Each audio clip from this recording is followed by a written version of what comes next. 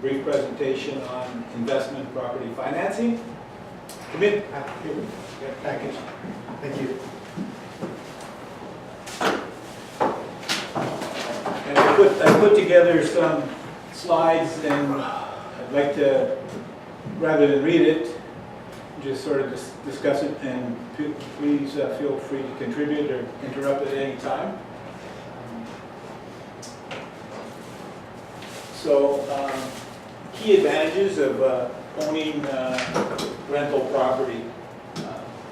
I find that I also used to be a licensed financial planner as well as a commercial banker.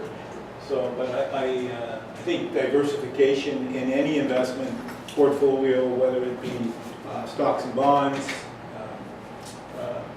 or your RSPs, TFSAs, your trading account, the bank, diversification, that's what your advisor's always telling you. Well, I think that's a good thing to tell your clients as well, that having an investment in real estate is a great way of diversifying your portfolio. And it's a great inflation hedge, because if you own a rental property for 5 years or more, you know, the consumer price index has probably gone up a couple points each year, and this way you can participate in that appreciation if you have a real asset, like probably your primary residence. Same thing in terms of appreciation should translate into increase in value in a rental property. And of course, the leverage, the idea of leverage, you can borrow up to 80% financing maximum for a rental property.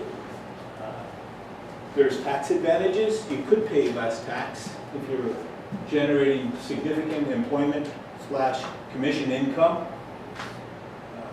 Any losses that you may have from a rental property will be offset against your employment income, which could lower your overall tax base. So there's some good tax advantages. I know in the past I had one time had up to 6 or 7 rental properties. I'm down to 1 now.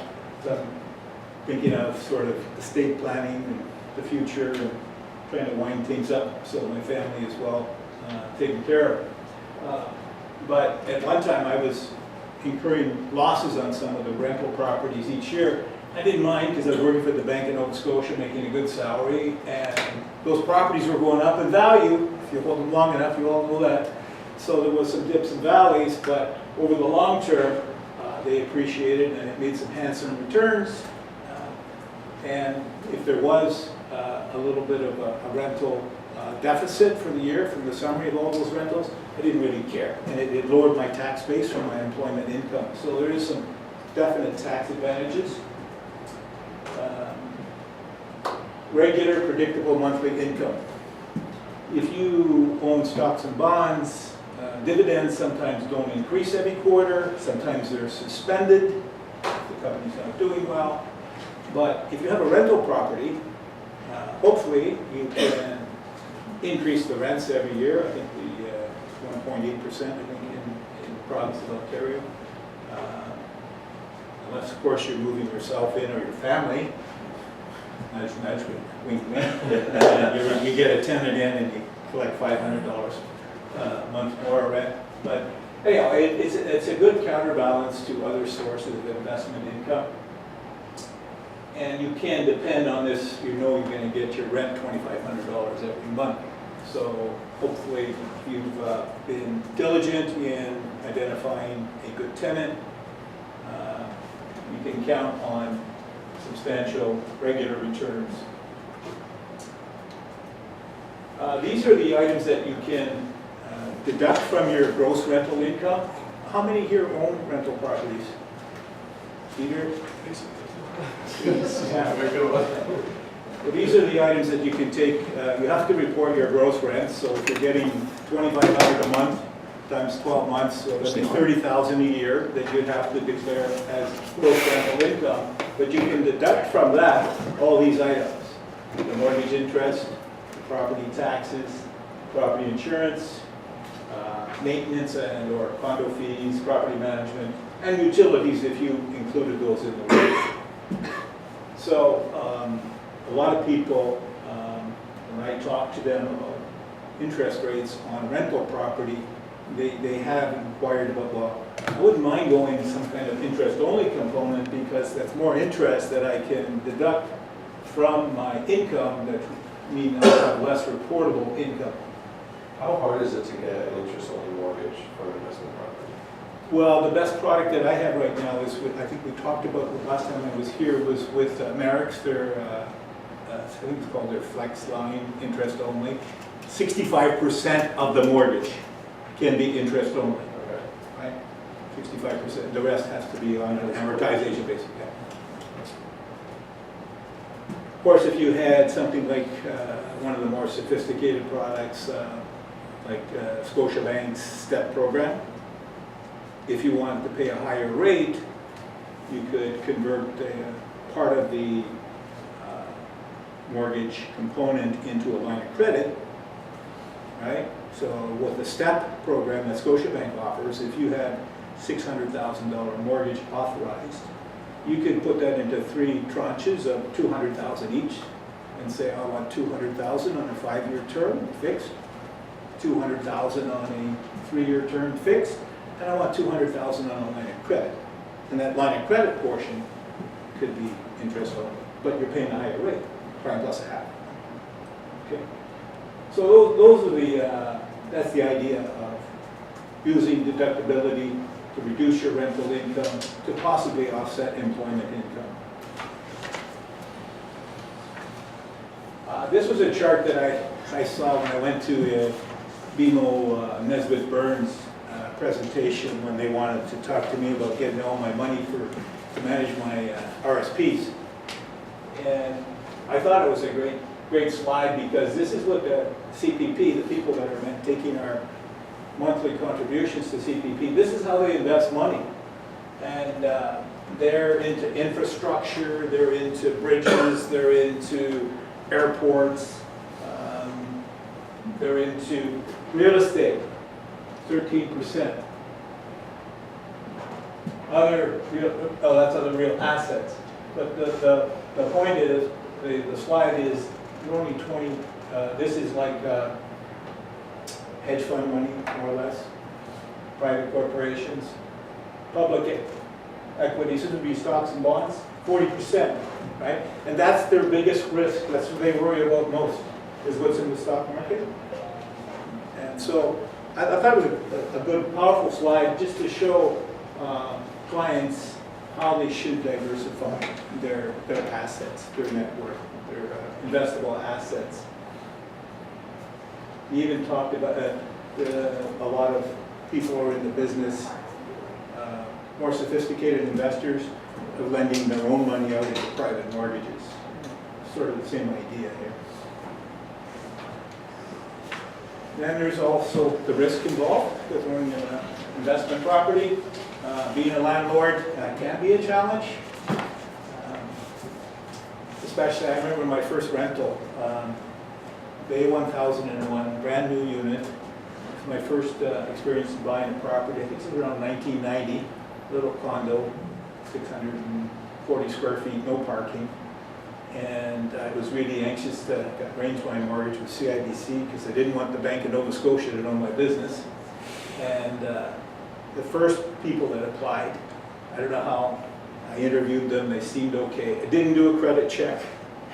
And 2 people, they were both druggies, I didn't know.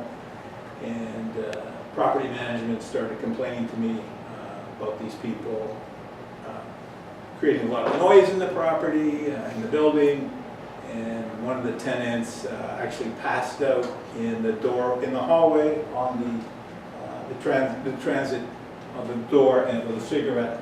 And there was a burn mark that is forever there on the doorway to the property. And they put holes in the walls. The fridge and stove, brand new, my wife just, anyhow, that was a nightmare. And they were in 3 months. I had to go to the tribunal to get rid of them. I would have paid them to go. But being a landlord, it was a good lesson. I was much more diligent after that. And I was really embarrassed that I got tricked into something like that. I guess a lot of your clients get you to do credit bureaus, employment verifications, that type of thing. But that was in the 90s. Times have changed. So I did have repairs and maintenance on that. And sometimes you can't get calls in the middle of the night to get a plumber or electrician over there, or there's water leaking from the roof. Then you also have the challenge of getting rid of a tenant, squatter, and it's not a fun experience. But if you ever go to the Landlord and Tenants Act Ontario website, they've got all the great forms there, the N12s and the N whatever, they tell you how to get rid of the tenant, sample leases and that type of thing. I guess one of the disadvantages would be the liquidity. This isn't the kind of asset that you can call your trader up and say, sell my 200 RBC at market. You have to engage a real estate agent to try and sell it privately. It's not the kind of thing you can sell overnight. And there is some struggles with the financing, especially people like yourself in your chosen profession. It's on commissioned income. It's a little bit more difficult to qualify for credit. And the fact that you need 20% down, for some people they just don't have the cash available to do it. You can't, it's not like CMHC where you can get in with 5, 10, 15%. So that can be a challenge, the financing, and that's why I'm here to help. This is from the CMHC. I have an extra presentation here if you want. Well, yeah. I don't know, you guys probably, in the industry, you probably go to the CMHC website, but they have great reports. And this was from their most recent rental report from October of 18. And just talking about Canada's vacancy, down to 2.4 from 3 in 17. The demand is crazy for rentals, as you know. I'm sure you're getting multiple renters bidding on some of the properties that you may have listed for lease. And what's driving this is the increase in immigration, which was up 23% in the first half of 2018. And I guess the demographics, the millennial population, a lot of them want to move out, get on their own, and they're driving demand too for rentals. And in the city of Toronto alone, there's 70,000 students in the 3 U of T campuses alone. And then you have the stress test problems, 2% over the contract rate to qualify for a mortgage. So a lot of people just cannot afford a home, so they have to rent, and this is driving up rental, demand for rental properties.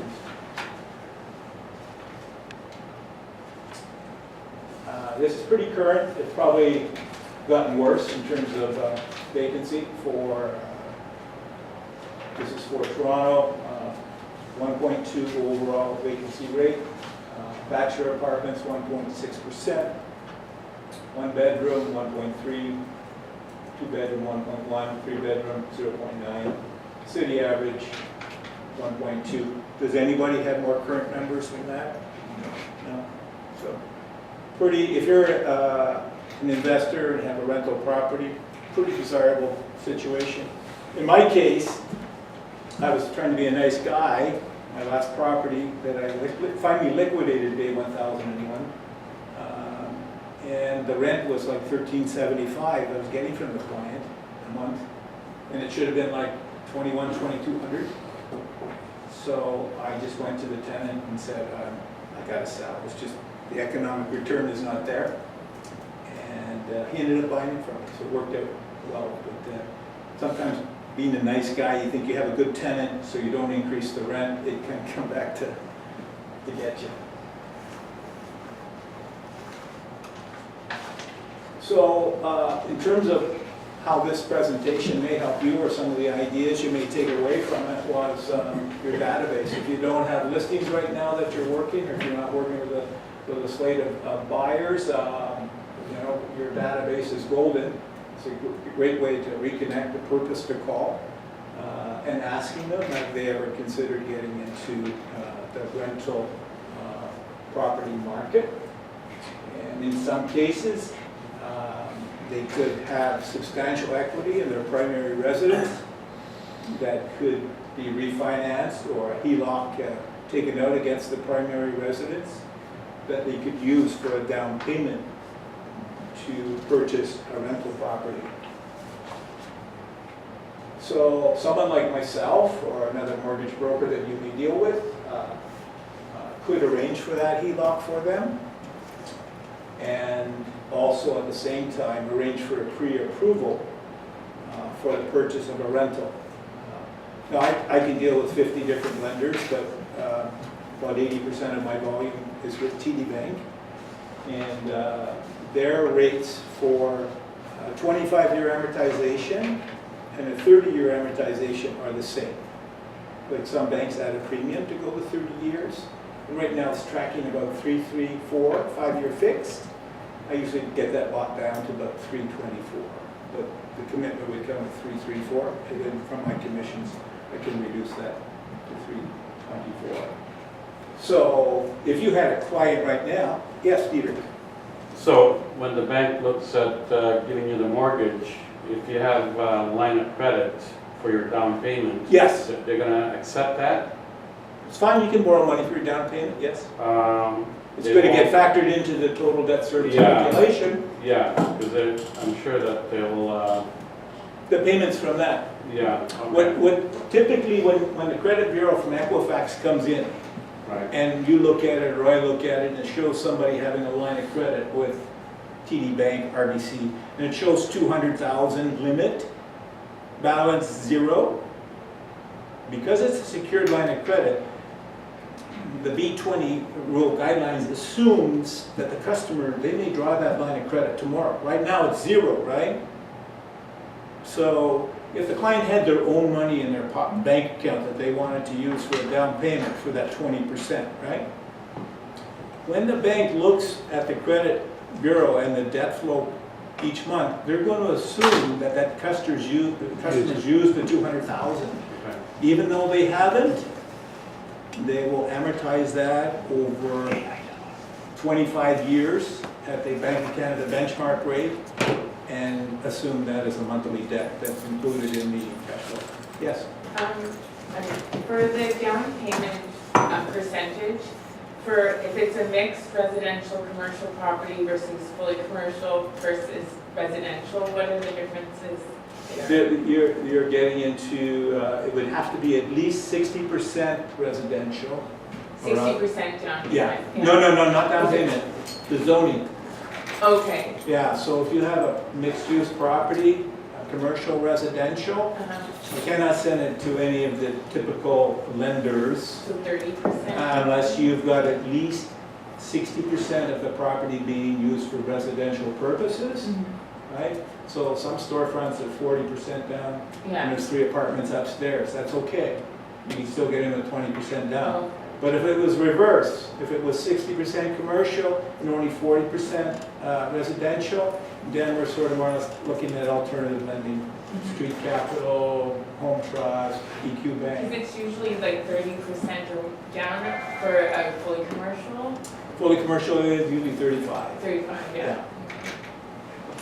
I'm just gonna ask, do they measure that by square foot, percentage of residential or commercial? Yeah. Sometimes I only know what you guys do. You produce an MLS and I look at it and it says, it tells me the split, and that's what I tell the lender, and then the appraiser would verify that. If it's 50-50, is it still? It's close. I think that would be judged on the merit of the strength of the applicant, their covenants, what other assets they may have, their other employment income. Yeah, they usually like 51% residential. Okay. Where were we here? Yeah, so we were talking about, HELOCs can be used. I have a client right now, they do have a HELOC, and they do have that $200,000 limit, but they said, Fred, we're not using it. We're going to use our own cash and savings that we're, even they got it at Tangerine Bank earning 2.5%. They think they can make more money in the real estate market, but that line of credit that they have that's secured with Scotiabank, the 200,000, the bank's going to assume that it's utilized when they calculate qualifiable income and debt service. So right now, if you had clients that did need a pre-approval on a rental, they don't have to, it doesn't cost you anything. I'm happy to spend the time with them to get them pre-approved. You have to assume where the down payment's coming from. The other point here is if you do, and that's how I grew my portfolio, I started refinancing some of the rentals I had. So if you have clients in your database that have rentals that you had them buy 2 or 3 years ago, hopefully there's some equity in that property, they could be possibly interested in refinancing that to take equity out to buy a second rental. So there's lots of ways to skin a cat here. Yeah, so I would just want to maybe bounce this off you guys. If you had some ideas, if you were doing some telephone marketing and what type of opening type of questions you may engage your customer with. Have you ever considered owning an investment property? And a lot of them might say, no, I haven't. How do I do that? Right? A rental property could be a great idea to diversify your investment portfolio. The stock market has been very hot, but it can't continue at this pace, and I think that's true. I don't know what the TSE and Dow's up, but it's like 20% year to date, something like that.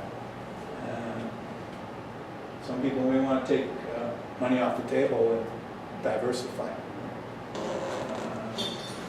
I had somebody tell me that, hey, my kids are never going to be able to afford the way the prices are today. My kids won't be able to afford a property when they are of age to buy their own property. So this could be a way to get them in now. Right? So I've had clients say, I'm buying this for my children down the road.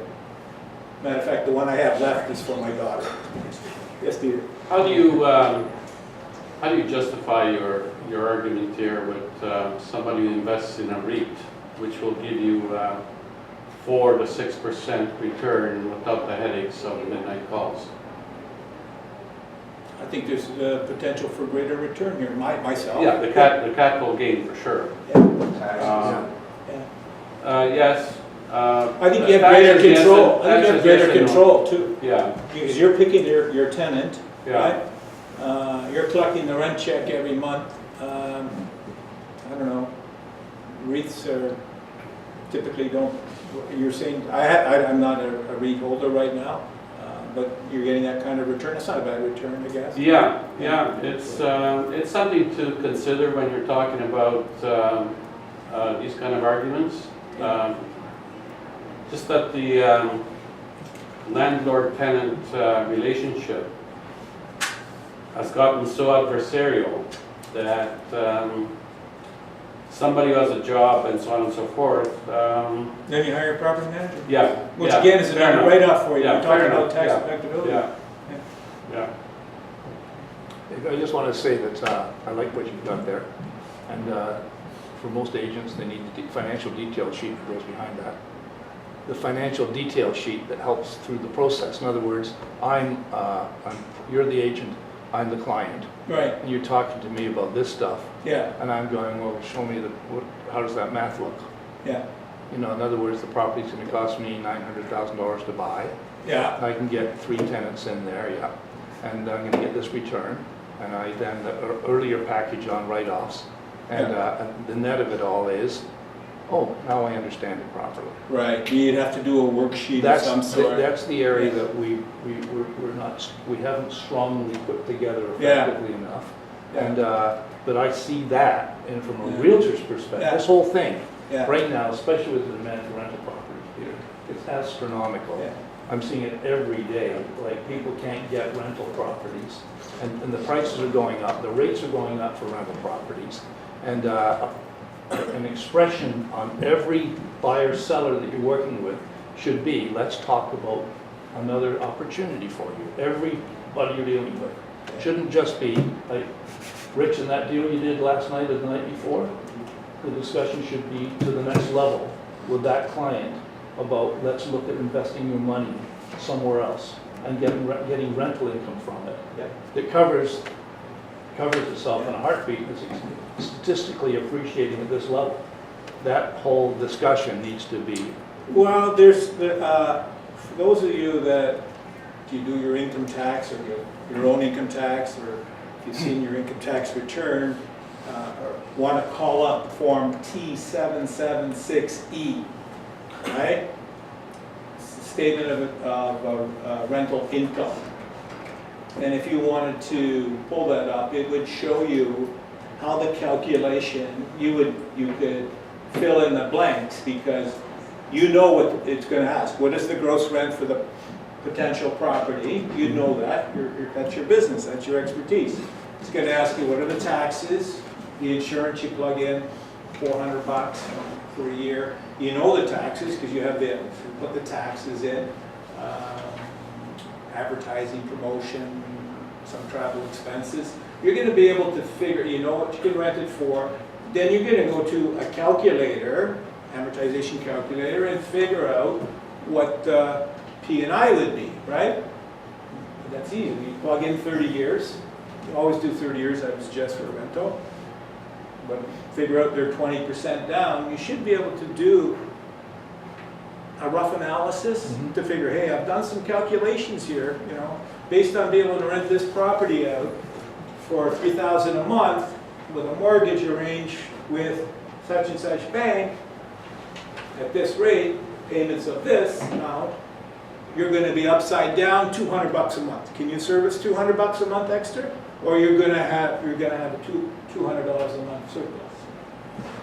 Right, I have a simple calculation. Okay, now he said 4 to 5%, but I've seen like some REIT they give like 18 to 20%. The top rate of Canada. 20 might be very high risk. Yeah, no, I've seen some REIT, but I'm not sure. You're not talking about Fortress or something like this. I've seen some. They're only 1 or 2. Is this dividend or capital? I think they're talking about return, right? Yeah. So, But how does that make you a commission if you tell a customer put money? I'm trying here to help you make money. No.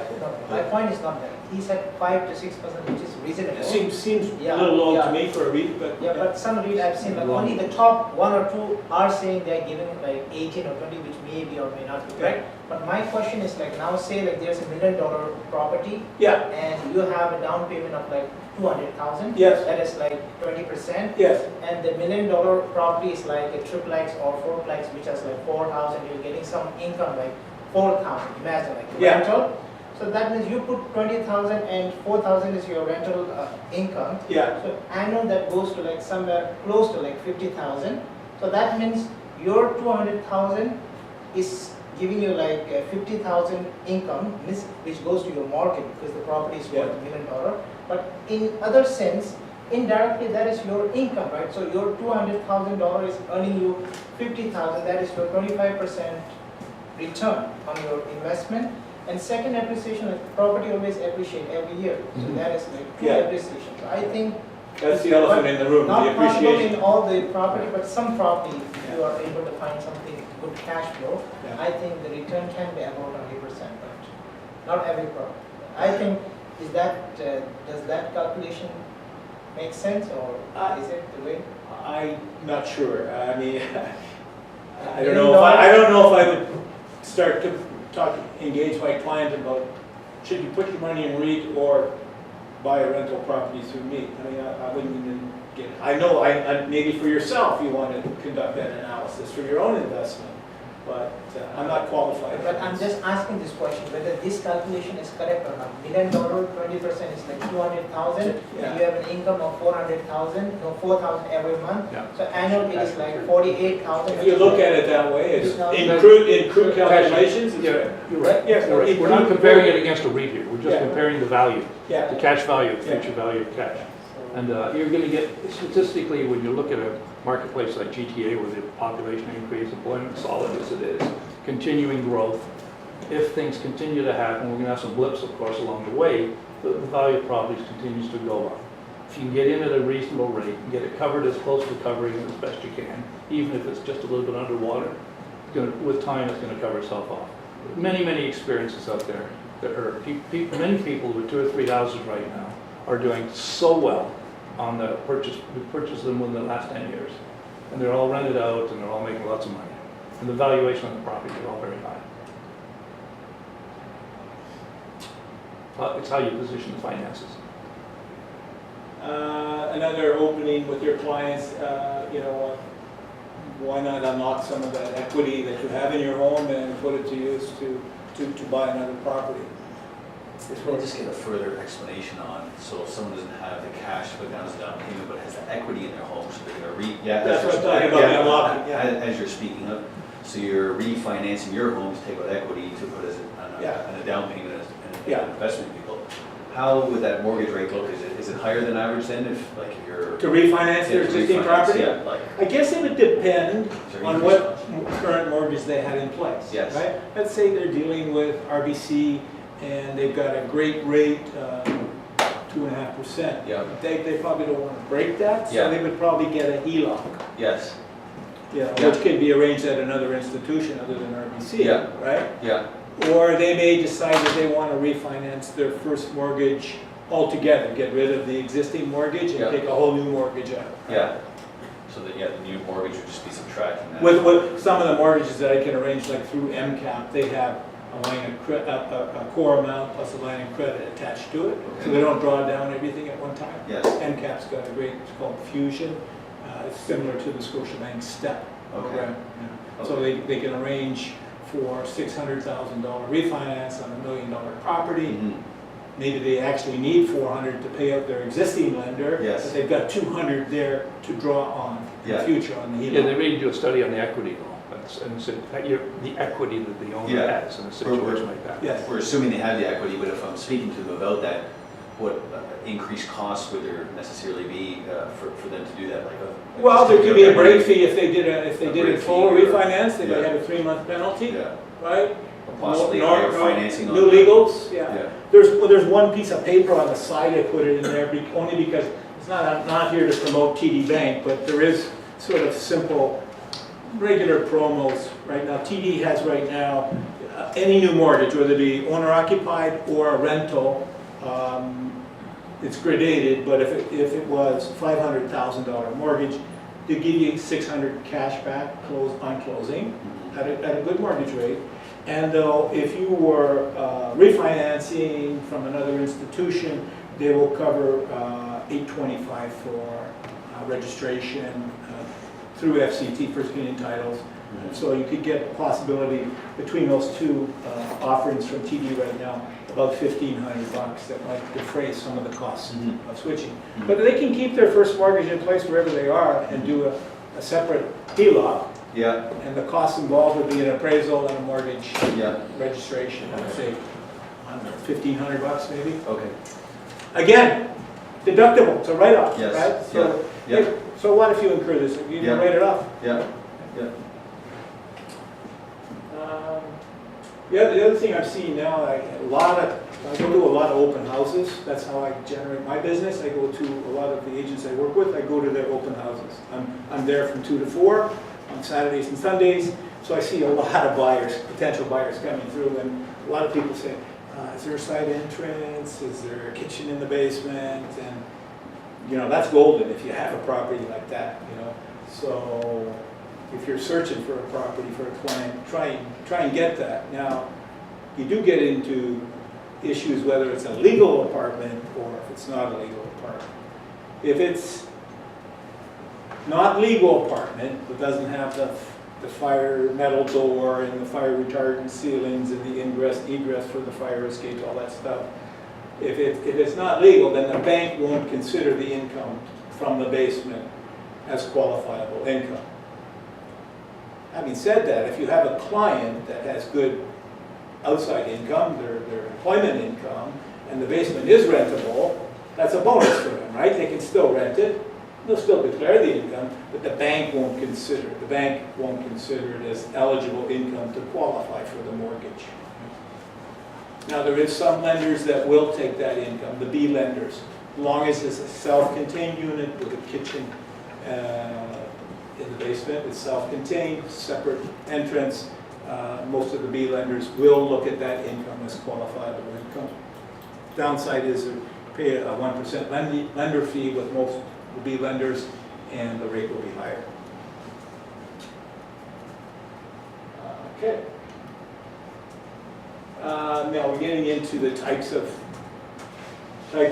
scenarios. You may say you got a client that's looking at, they have their own home right now, and they're looking at buying an additional property. So this I'm calling a single rental. This will be the only rental they own. Right? So now I'm getting A for the best pricing for them, and I can deal with credit unions. Some people want to deal with a credit union, they have better prepayment privileges, or the First Nationals and MCAPs, or any of the big banks, except RBC, CIBC, and BMO. They don't pay brokers, so I don't deal with them, obviously. Mainly Scotia and TD. National banks coming back into the marketplace. Now, this is where we get into what's called a rental offset. And this is where you almost have to have either a larger down payment, or the applicant has to have good income, strong income. Because the rental offset is simply, we're only going to take 50% of the rents to qualify you for the mortgage, to qualify stress tested, meeting the gross debt service ratio and the total debt service ratio. So if you're renting the property out for $3,000 a month to the bank, it's only $1,500 that they're going to consider. This is what we call a single rental. And normally they would want an appraisal on the property, a lease agreement, maximum 80% financing, of course, 30-year amortization, or 25, whatever your client wants, fixed or variable rates. So this 50% rental offset can be, penalizing, because you're only getting to count half of the income to qualify for the mortgage. You're getting the income, but in the bank's mind, you're only getting half of it. Any questions on that? That's what makes it difficult to qualify for a rental. Is it single rental? I missed the first part. That just means you only have one rental property? Yes, yeah. Your first and only rental. First and only. And even though you own your own house separate Yeah. from that, so This the is first your one, that's first the one, terms that first you- one, yeah. And that could be joint. I had an applicant right now, just thinking of the situation, common law, living in a nice home in New Toronto, and he and his brother bought a rental condo. And they bought it out in Oakville. They paid $296 for it 3 years ago. They just took possession in January, renting it out for $1,775 a month. Got appraised at $445,000. Yeah. I was surprised because I thought the appraiser would come back and just give me purchase price. But I guess because it was a 3-year-old purchase. Resale price. Yeah, he beat 445. So that was a single rental property for them, because it was the first introduction into the rental market for those. So what I'm saying, it doesn't have to necessarily be husband and wife. These are two brothers who both have into relationships. So that's what will be required to qualify. Their beacon scores would have to be a minimum of 650. I don't want to get into too many details, but you've got to have good credit, right? Now this is where we're getting into B lending. Rates are higher. Right now, most of the B lenders they don't, and even my clients, I put into 1-2 years.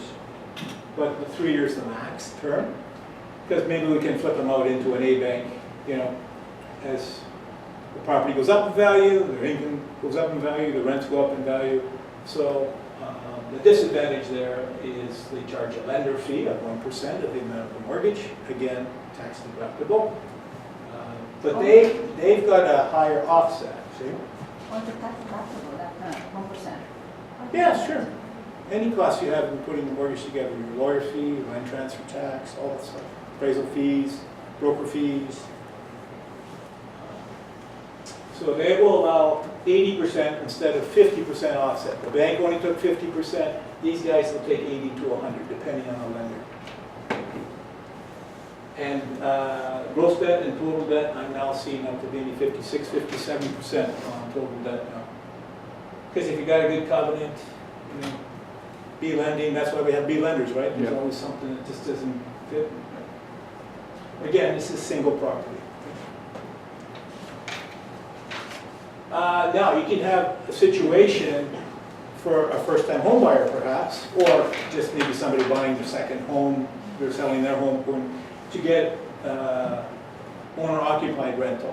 So they're gonna rent the basement out, live upstairs, they get A pricing. It's not classified as a rental. The banks look at it as being, it's not a rental, it's an owner-occupied. So they get the same pricing that they would as, you know, an A customer, even though it is a rental unit. But you'd have to have the self-contained unit in the basement. Yeah, we talked about legal basement status. I think when you're talking to clients about if they're doing renovations or knockdowns, or you should really ask them to go to the city and make the apartment legal, because it's going to really increase the value of that property. You guys know that. Right? Yeah, and somebody suggested to me the purchase plus improvements. That's usually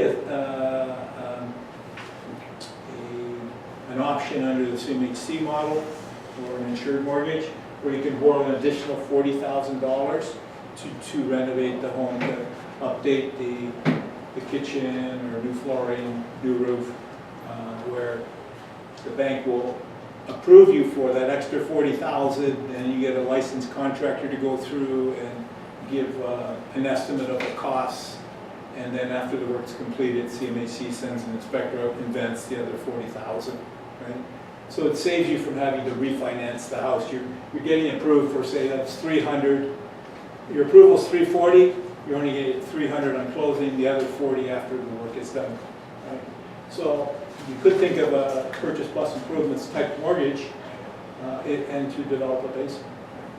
Is that would be like cashback? That's the cashback? It's not cashback. No? No, it's not cashback. They're doing this on convention. I said it was usually something you see with insured mortgages, with somebody putting down less than 20%. But now some of the lenders are doing this even on a conventional mortgage, when they're putting down 20% or more. They will approve another $40,000 for improvements. But they don't release the $40,000 until the work is done. Multiple rentals. These are a challenge. And I'm sorry for that busy worksheet, but I just wanted you guys to see the worksheet. It's going to follow on the next slide, I believe. But I'm seeing up to 11 as a maximum. I got 8 here, where you can have 8 rentals. But the standard is 5. You know. And the one that's doing 8 right now is Optimum Bank, Canadian Western Bank. Now, they all require a rental worksheet. And the rental worksheet can be fun.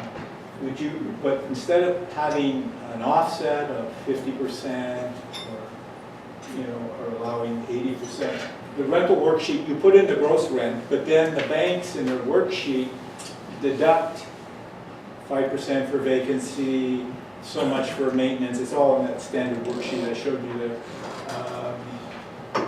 Taxes, insurance, what are the mortgage payments, how much rent is coming in, and they're looking for a surplus or a negative amount. So they want coverage, right? And they typically want 1.1 to 1.2 times coverage. It's going up. It's getting closer to 1.2. Coverage they want revenues over expenses using their formula, their spreadsheets. Just an Excel spreadsheet.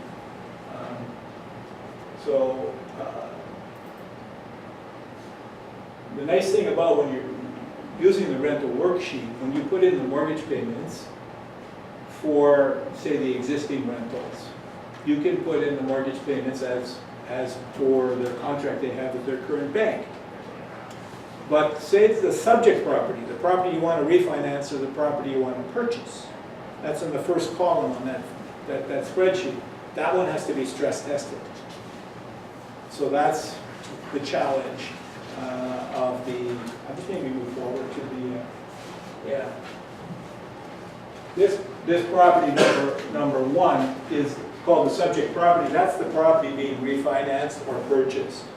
And the payments here, the mortgage payments that are shown on the form here, annual payments, 30,000. That's stress tested. That's not their real payment. It's not their real payment. That's the stress tested. 2%? What is the stress test on that, on commercial? It's 2 points over the, Yeah. and that TD example I gave you, Yeah. 334 plus 2, 534. Okay, thanks. Yeah, 30 years. So the other properties, 2 and 3 here in this case, now we're in multiple properties, they are showing actual dollars, but there's plugged-in formulas for, you'll notice, for vacancy. They're using 4%. It's kind of punitive because there's not much vacancy in Toronto, but banks are conservative, right? And so the bottom, this is what they look at. This last number here, the coverage is here on this one is 1.01. So all this stuff here, when you look at the cash flow in, cash flow out, they want more cash flow coming in than going out. And we're over 1, I could probably sell that deal. The lenders like 1.2, but there would be other mitigating factors such as a great client, you've already your customer, they got your RSPs with you, and TD tells me their policy is 1.2, but their average debt coverage ratio is 0.93. So that's how the multiple works. You need a worksheet no matter which lender you go to. And you'd have to see that the leases would have to be produced for every property. You'd have to get a mortgage statement for each property. That form I told you about, T776, E for each property.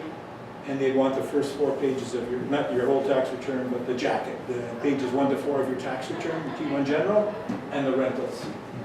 That's how we qualify them.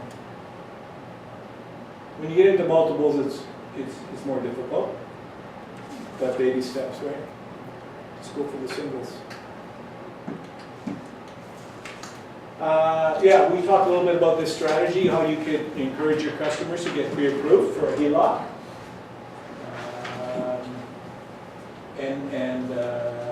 Then they don't necessarily have to have that in place already, but you can assume they have it. If you were to refer that client to me, I would get them pre-approved. I don't have to show the bank on a pre-approval that they have the line of credit approved, just that they've got a down payment. And we can get you a rate hold for 120 days, and I would recommend 30-year amortization because the rate's the same and easier to qualify. So on a blended mortgage payment where you got principal and interest. Yes. The principal amount that you're paying down, would you show that as a return on your investment for the investor? Like if I'm making monthly payments, Yeah. I'm obviously paying down that mortgage. So is that a return? Is that an equity return or is that an investment return? It's a very good question. I never had it phrased that way. I would just be inclined to say that your property is going to appreciate over a number of years and you're paying down your mortgage as you go, right? So the increase, your equity position is increasing each year, and obviously with each payment you make, there's more going to principal and less going to interest. Unless you went with a hybrid mortgage where you had an interest-only component, which they may want for tax purposes. A lot of people can afford the higher payments, but they may want the hybrid mortgage with an interest only because they have other debt, a car loan, credit cards, and they're paying high interest rate on that, right? So they want to conserve their cash flow to pay off the high interest rate debt, and they don't mind paying interest only on a mortgage at whatever the rate may be. You really got both principal return and an investment return in a case like that. Yeah, Not one or the other. You could say you got one or the other, but you really got both, yeah. which is a good place to be. These are some of the banks I go to. We talked a little about Manualized last time I was here. It's a very sophisticated product. It's hard to explain to a client, but once you get them into it, they love it. It becomes like it's an all, they call it one because it's an all banking solution. It's your investment and your lending all in one. It's so called Manualized One. So most clients that take that kind of product, they have pre-authorized credits going in for their pay or commissions going into the Manualized One, and it automatically reduces any outstanding debt that they may have on their line of credit as the pay comes in, deposits come in, and as you write checks, the line of credit goes up, right? And Manualized has like one of these lines of credits that as you pay down your principal, it automatically increases you pay down $1 on your principal, on your amortization mortgage, your line of credit goes up by $1. Readvanceable. I like it for that reason. And they allow you to split it up like Scotiabank does as well, right? Scotiabank stat. We talked about TD. Yeah, there's the interest-only product, the Merrick's interest-only. Wealthline is sort of like a generic white label that Invis offers. It's almost the same. It's underwritten by Paradigm Quest, and it's almost the same product. First National has a good rental product, and Meridian Credit Union. Those are sort of lenders I use. I like using Meridian for the line of credit. Are they getting more aggressive, Meridian? They seem to be. Yeah, they've got a great, some client told me about it. I learned from clients that they've got an online deal. They're going national, Meridian's going national, but it's on an e-bank or an e-commerce basis, a virtual bank. And I heard that they had a 2-year term out, like at 1.9. I just don't want to hear about it because I can't compete against that. Okay? Yeah. But heavily much more involved in businesses as well, business Yes. involvement. Yeah. They've been talking to me quite a bit. Yeah. No, a couple of my colleagues from way back moved over. They wanted commercial expertise. Yeah. And it's just a couple samples I put up here. Clients buying their first rental, they have good credit, good income. If they're self-employed, it'll always be a challenge. The bank will want 2 years tax returns, full tax returns, like all 50 pages, and 2 years notice of assessment. So just an example that they're going to buy a downtown Toronto condo, and they're going to put 20% down, they're going to amortize it over 30 years. Projected rent, $2,600, I'm just guessing here, maybe right. But again, they can only use 50% of the income to qualify, right? So $2,300. Anyhow, we get them approved, 5-year deal at 334. No lender fee because it's a Schedule A bank. They get a mortgage of $479,200. Principal and interest in this case would be $2,103. They'd have taxes on top of that in common area fees. Taxes would be like a couple hundred a month, so you've got $2,300.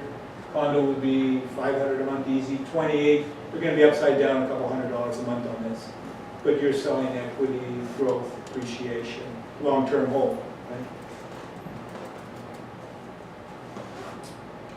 Right? And this one is where we take it to an alternative lender.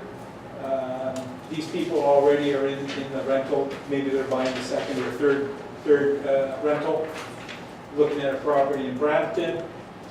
Now, you see I put 75% in there because typically on refinances or purchases when you're getting into multiple rentals, the lender's a little bit more conservative. You might get 80% if your credit score was over 720. But I just used the example of 75% here. In this case, they're renting out a basement, probably not legal, but as long as they have a lease, and then the appraiser goes in and confirms, yes, there is a separate entrance, yes, there is a full kitchen in the basement, you'd probably get to include that rent in the formula. If you're self-employed, does the credit rating or how much you put down affect your? The credit rating, well, I probably wouldn't submit a deal unless your credit was north of 650. No, but if you were like 850 and you had more than 20% to put down, does that help if you're self-employed? It absolutely would help anybody. Yeah. Well, yeah, no, but I'm just, Yeah. is there an equation for? No, it's case by case. I couldn't give you a generalization on that. Hey, a guy right now, his beacon is 862. He makes $125,000 at BMO. He's been with them 20 years, and he has 5 rentals. His net worth is about $4.5 million. Good for him. And I'm having a hard time finding him money because he's not charging enough. He's a nice guy. He's not charging enough. He's not charging enough rents. And he said, yeah, I know. I just don't bother. They're good. I'll just sell a property. Don't worry about it. I said, look, I can get you private money if you want in a heartbeat, but we don't cost him 8 or 10%. And he said, no, I'm just going to sell a property because he wants to buy another condo, but he's not making enough money. 125,000 because that work when I did that worksheet, his debt coverage ratio was about 0.85, so he's well under, and he actually had a negative carry. Whoops. See in this here, there was a negative here on month 1384 from all the rents. It says this guy's upside down 1384. So Mr. Mortgage Broker, plug in under liabilities, monthly liabilities, a payment of 1384 to qualify. In his case, his negative monthly is about $4,500 a month. Just killing him, right? So I said, you got to increase your rents or sell something. Good credit, makes good money.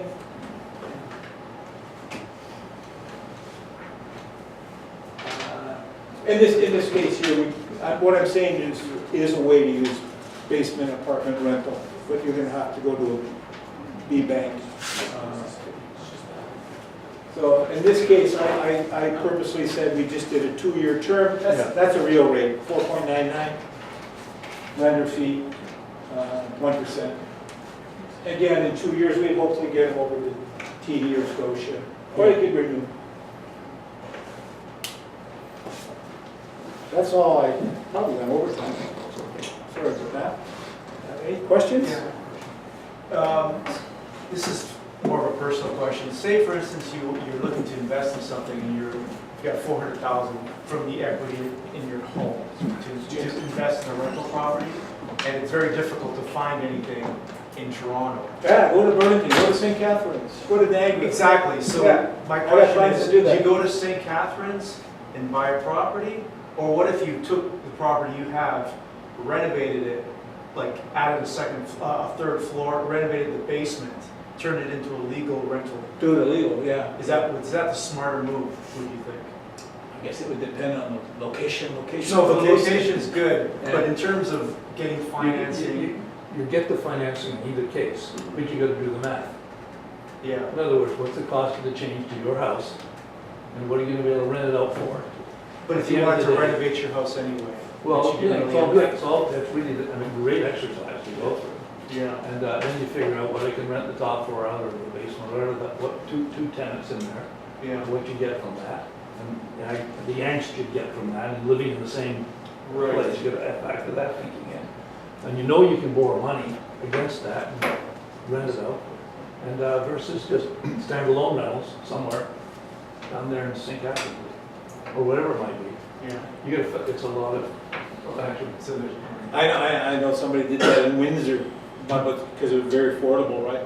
Up on 3 rentals in Windsor. Schools and like colleges, a lot are popping up. I think there's like certain areas that have universities or tech schools, and their rental is like they're good trying to keep up building condos, and they're very cheap. Yeah, it's difficult if the banks find out it's like you don't want to be a lodging house because you have to have a license to have a lodging house for students, and if you're going to rent 4 bedrooms out at $600 a pop, the bank doesn't really, they're saying, hey, you're in the student housing business, so it's best to disclose it as a rental and just take market rents, about market rents, what the appraiser tells you it will Yeah. rent for.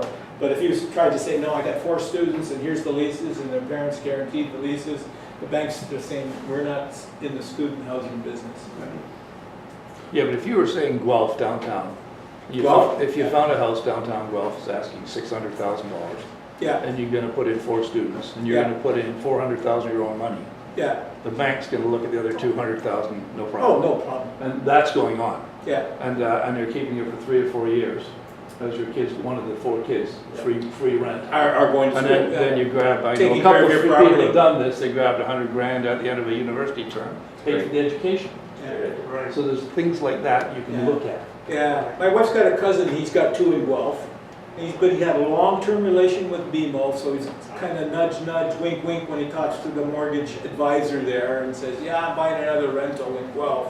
But he doesn't disclose, or she knows, but not really telling him that I'm buying this for students because it's just a rental. What I just described to, the $400,000 comes out of a HELOC typically, Yeah. from their own house.